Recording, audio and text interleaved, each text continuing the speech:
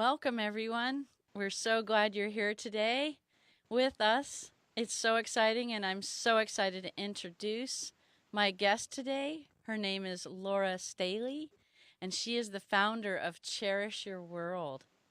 She is an amazing Feng Shui consultant and supporter for kids and families, creating spaces in their environment, in their home, in all sorts of environments that they experience and love to create through imagination, play, support, love, and a creative environment. We are so welcome to have you. Welcome from North Carolina, Laura Staley. Thank you. Thank you so much. We are so excited to have you here.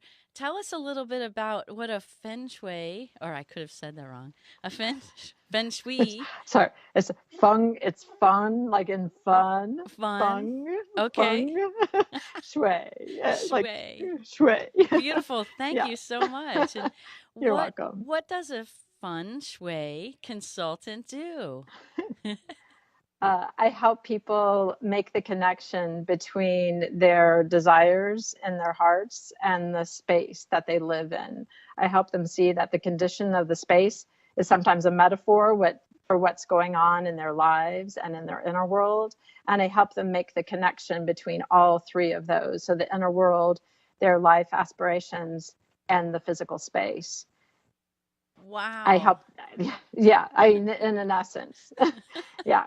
It's like it's merging the invisible world with the visible world, and using our awareness and our consciousness to then intentionally create an environment that actually inspires us and supports us. Right. And sometimes people don't realize that they're walking around in a space that may be agitating them, or it may be challenging, and then there are things and actions that they can take to make that space feel really great and supportive of their goals and their dreams. So they feel welcome, they feel safe, they feel comfortable, they feel supported by the physical surroundings, Oh, so especially true. families and children. And feng shui literally translates wind, water, so it's merging the inner world with that outer world. Well, and I think that's what you said so clearly too about inspiration. And when I tune into the idea of inspiration, I see it from a whole being standpoint. So not just a physical Mhm. environment, but also this mental Yep. environment, how we are thinking about our life, our inner life and our outer life, and then also how we're emoting, how the emotions are in our environments, and what does that environment stimulate or inspire. And then also spiritually, does it feed the soul? Do we feel whole and complete in that environment? Well, exactly, because different spaces, for instance, in a home, evoke different feelings and experiences. They have different intentions. For instance, a bedroom or a child's bedroom may be multi-purpose. It may be for creativity, but at bedtime, at nighttime, it's for restorative rest. A dining space could be a multi-purpose space, right? During the day, Right. it could be a place where children do homework or they're doing crafts. And yet, can it be then shifted to support peaceful dining and connection and conversation and laughter and love at the dinner table? So we can have these spaces in our home that are supportive of different intentions at different times. And you can have a multi-purpose space. It's just making sure that you shift it to support whatever's happening, the activity that's happening in the space at that moment. Yeah, Absolutely. Absolutely. And so important. And it is very much a mind body experience. For those of us who are really sensitive, we'll notice places. We'll walk into a school, a restaurant, a cafeteria, somebody's house, a friend's house, and we'll often, maybe we're aware of it, for those of us who are tracking that, we'll notice immediately a feeling that gets evoked inside of us. Either it's welcoming and feels really exciting and stimulating and vibrant, and we just want to stay. It's a five sensory experience that we're having, or it may be a space that we just, oh my gosh, we don't maybe know why, but we want to walk out. right. And maybe there's a room in your house that that people sometimes have. When I work with people, there's often a space or even a nook or a cranny That dumping in the space. home, right, exactly, where they just, oh gosh, close the door, it's the junk room, it's the junk drawer that they can't even open. So there can be these spaces that are challenging and agitating, and then people avoid, but it often matches something that they might be avoiding in their emotional world, something blocking their heart, some thoughts that they're having that they haven't processed through. And it's just an opportunity, because when we free those spaces, we free up the creativity, we free up the imagination. If we're not judging ourselves and judging others, then it creates room in our hearts and our minds for creative expression and that imaginative process that we can engage in again. And I love the freedom that people experience. In fact, that's why I'm so drawn to this body of wisdom, and why I passionately and compassionately share it with people, because I do believe that it provides freedom and peace of mind. Because when you have that environment that really matches your heart and makes your heart sing, wow. You just want to Absolutely. stay there, you want to create, you want to hang out, you want to laugh, and hopefully in that bedroom get a really good night's sleep. Yeah. Absolutely. Oh my gosh. And then speaking from that premise about really exploring your inner world and exploring the opportunity to shift it, and then have that expression in your outer world, in your environment, in your home or your space. How do you support that with the kids and their parents? How do you support the kids in creating that space in their room or in their play space or their homework space? Any space Right. that they're really enjoying in the home. How do you support them in that way? Well, I ask them lots of questions. I'll ask them, we'll walk into the space, because I often love working with people in the space, and I'll ask questions. I'll ask questions, is this a welcoming space for you? Do you like to be in this space? What do you like the most about this space? What don't you like the most about this space? And then what would you like to see different Those about are this just space? beautiful questions. Even parents can start to ask their kids, right? Exactly. Ask Wow. your children. And I remember meeting with this dad who said, what if my son says I don't feel safe? And I just said, well, you could ask him what would have him safe from the inside out. Right. Is he having thoughts that make him scared? And then is there something in his physical environment that feels scary to him? And maybe you just didn't know, and he hadn't even thought to ask that question. Right. And then what are parents modeling for themselves? Because I know when I first jumped into this world, it was about me getting clear from the inside out, me clearing space of the belongings that I loathed, actually, right? They were hand-me-downs that I had never chosen and never wanted, and didn't even know that I could have things that I loved. So some Right. of it And is isn't that just modeling. It's modeling. It's beginning with ourselves as grown-ups, and then certainly asking those questions of our children. And what would they like to be different in their lives? Do they have connections with friends? What things do they really love about their lives, and what challenges them? And then right? see what's happening in the space that might be a metaphor for some of those joys and challenges, and then work with the space, then support them in working with the space. So for instance, there might be a child who really needs a peaceful bedroom, and you walk in and you think, oh gosh, could an adult even, because it's just so stimulating, the colors are very bright, vibrant. Maybe it's got the choo-choo train going around the, the edge of the ceiling, the ceiling, and Right. just so much going on, and many belongings in the space, and it's just too much. Can they tuck those things away? Because maybe they don't have another space to move those belongings, but can you put them to bed? Right. So I've often encouraged people to have a little practice or ritual where they actually say goodnight to the books. They say goodnight to the toys, and they put them away. You could sing a song with the children, especially young children. Now older children, it's a little bit different. But yeah, asking your kids what feels great about their bedroom and what they would like to create is a really great place to start. What do they like the most? What do they like the least? And you discover what's going on in their hearts in talking about the space.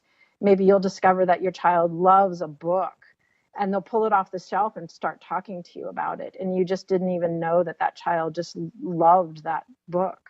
Right, And and you then can bringing begin out some to, of the yeah, elements of what they love inside the book. Maybe it's the colors, exactly, maybe it's the character, exactly, maybe it's the that's right, storyline or the emotions that are created when you read the exactly, book.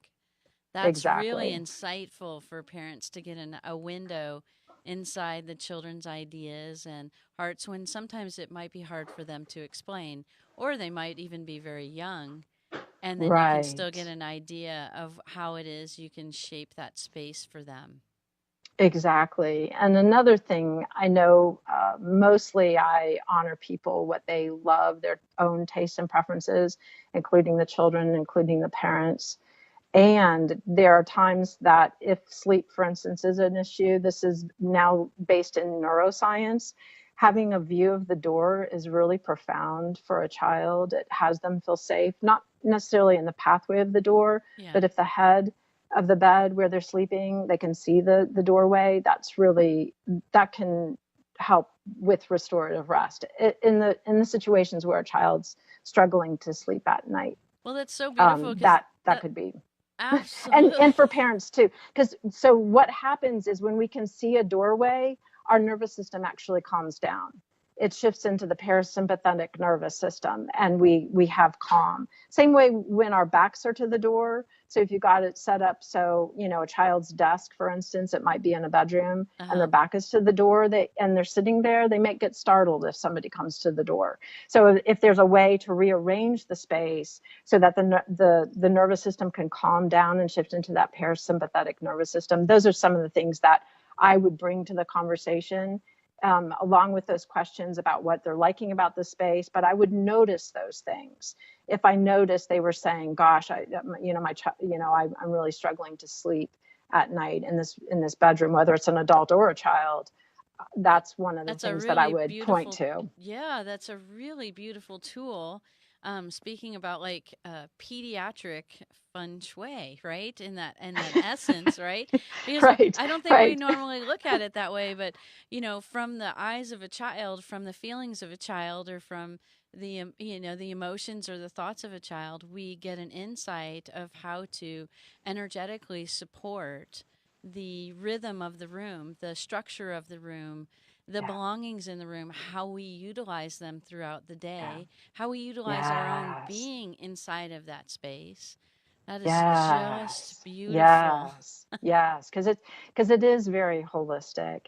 And the permission. I'm often giving people permission to let go of anything that's agitating in the space. Right, Oh, please don't have creepy, things, even if it came from whoever. right. Don't feel obligated to keep something in the space that isn't lifting the heart or having a child especially feel peaceful and calm.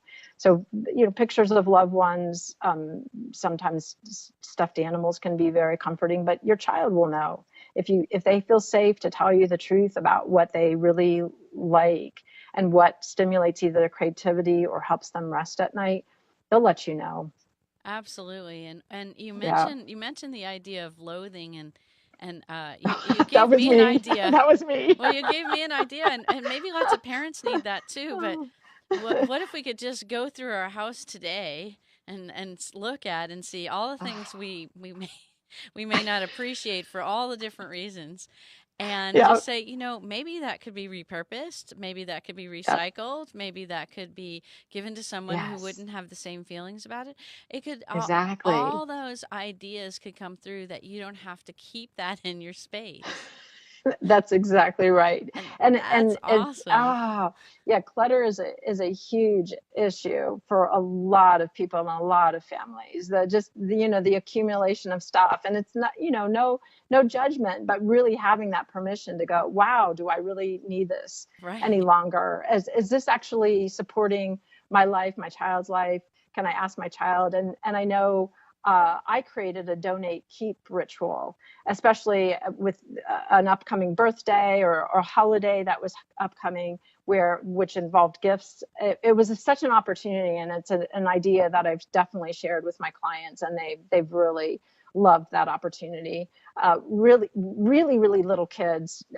So when they go through their house or their room, they yeah, get to but say, when I donate this, or I keep this, I donate this. But what's so yes, they awesome can about open up that? they can open up a drawer and truly give your child permission. Because I remember that moment of looking at some toys that my son just was not ready to let go of, and I thought to myself, he's not playing with that. He hasn't played with that in a year, right?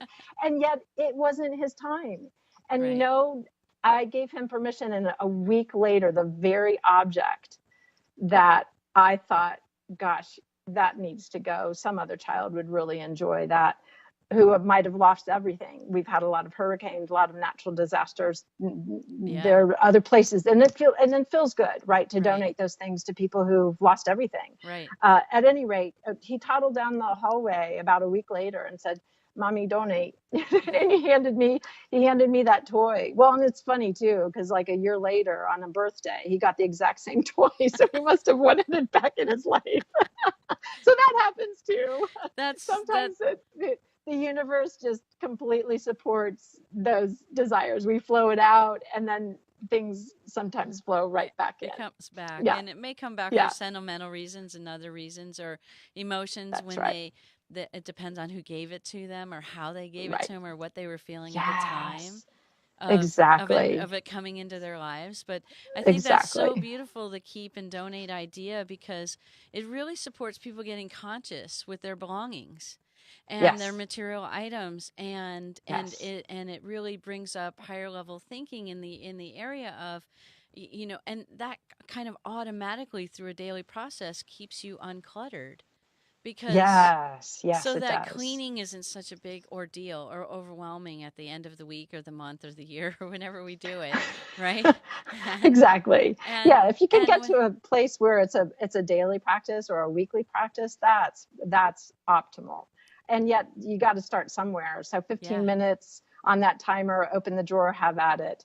And like I think of it sometimes, for instance, what's coming to mind is stuffed animals. Like how many stuffed animals does a child actually want? And Right. can they be cold, down? So sometimes the clutter can look like just too much. It's Right. just too much. It can also look like what I like to call wandering nomads. It's things that are misplaced. So the silly one that I often say is it's a lawnmower in your bedroom. You can't even imagine it, right? And yet you'd be amazed at things that are in. I know I keep coming back to the bedroom, but it's an important room of the house, Yeah. and especially for children, because it's often a multi-purpose place. It's a place maybe they do the homework and they get to be creative, but it's also the place that they get to sleep. But are there belongings that could be relocated to another area in the house? Yeah, Well, it's very so important. beautiful that you illustrated how even a toddler can discern whether they'd like Mm-hmm. to keep or donate the Oh, item, right? And that's teaching them at yep, such a young age, or guiding them at such a young age to have that conscious awareness about their right. belongings and how they would like to work with them in their lives. And Yes. so that their outside world doesn't become so overwhelming or impinging upon their being and their opportunity of expressing in the world. That's exactly right. And another story that comes to mind was of a person who there wasn't going to be. They had created a baby's room, and there wasn't going to be a baby. Yeah. And it was an unfortunate situation. They really wanted to repurpose that room. But the beautiful part of it is she knew she couldn't just take those things out in her process, her grieving process. This is the Yeah. mom. Yeah. She knew she needed to have connection. And it's so beautiful because they found an organization that allowed her to meet the people that they were going to donate the items to. And she took her preschool son, and he had items for the older sibling.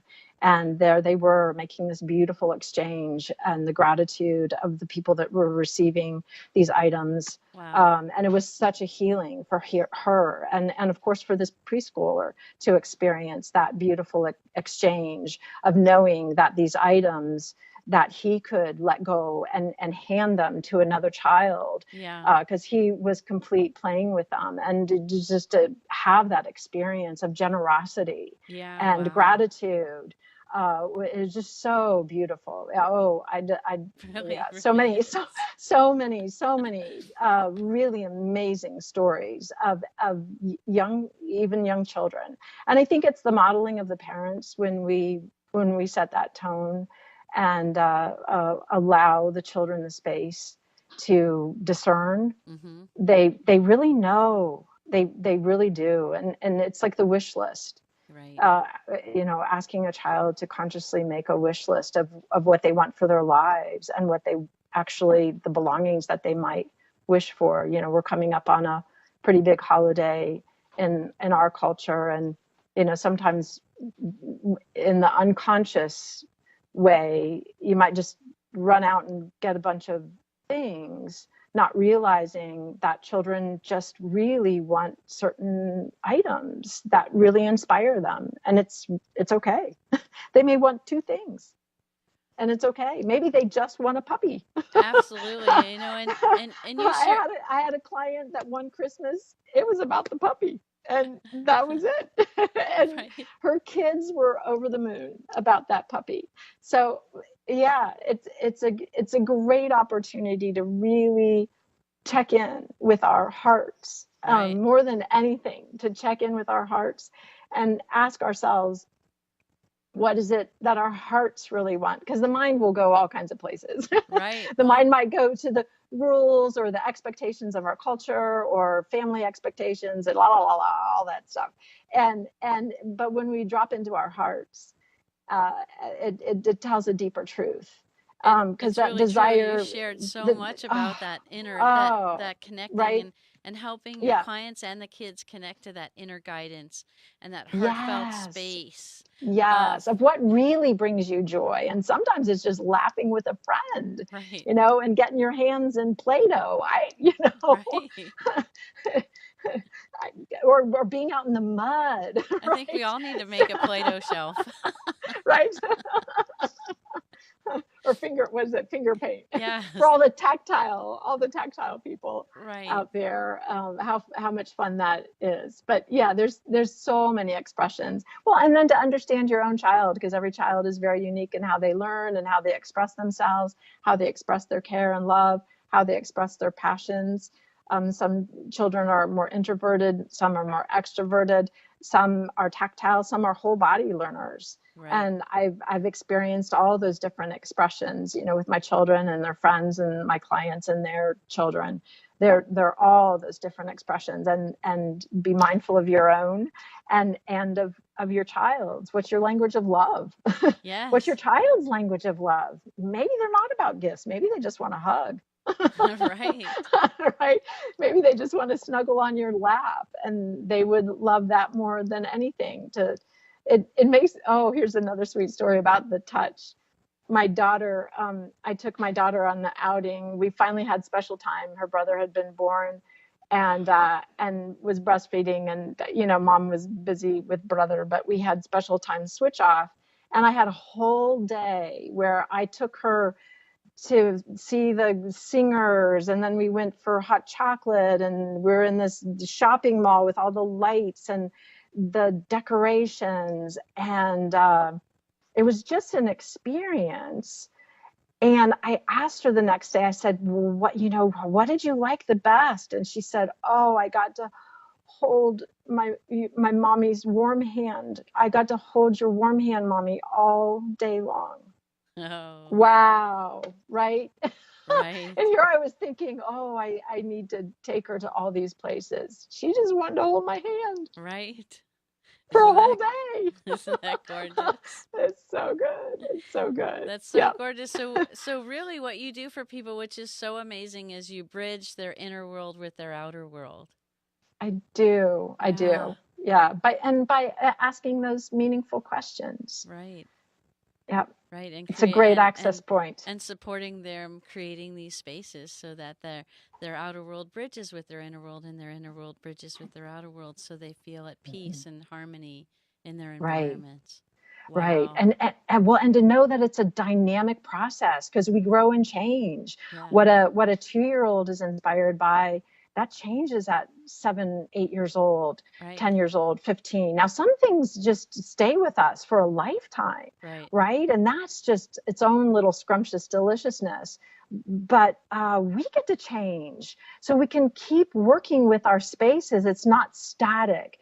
Sometimes people are like, oh, I got it. I got it. I finally cleared the clutter. Well, guess what? More clutter comes in, and so it's okay, to like breathe and give ourselves permission to know that it's dynamic. That creation is dynamic. Creating is dynamic. It's supposed to be. And that's what makes it so refreshing and exciting to relate to our spaces as dynamic. And just like our inner worlds are constantly evolving and changing, and we go out in the world and have a new experience. We meet somebody new. We wear earbuds for the first time, right?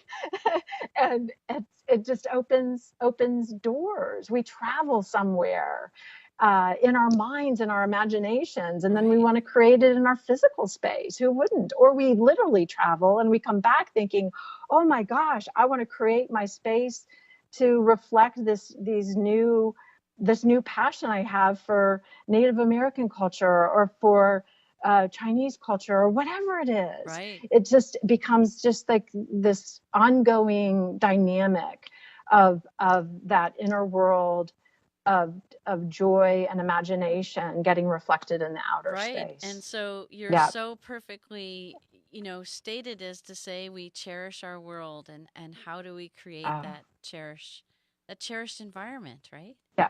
And so thank you so Yes. very much for Yes. joining us today and Oh, it was sharing such with a us joy. your experiences about how you support everyone and the kids creating their spaces by cherishing their world.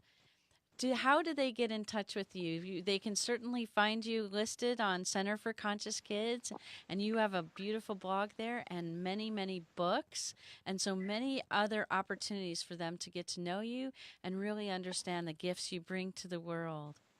Is there, Yes. yes. So, Yes. So cherishyourworld.com, loveyourspaceleveyourlife.com are the two websites I have. People can reach out to me at laura@cherishyourworld.com. thank And you. yes, and if I may say, the purple book of 100 tips for your home and to enhance your home and your life, a portion of the proceeds are being donated to Habitat for Humanity because everyone deserves a decent place to live. They sure do. And oh my gosh, thank you so very much for And thank joining us you. today. It was such And a thank beautiful you. experience. Thank you, Thank Ashley. you Thank all. you so much for the privilege and honor of sharing my passion Oh, you are with welcome. your listeners. I'm truly blessed. Thank you very, very much. Thank you. Have a great day, everyone. You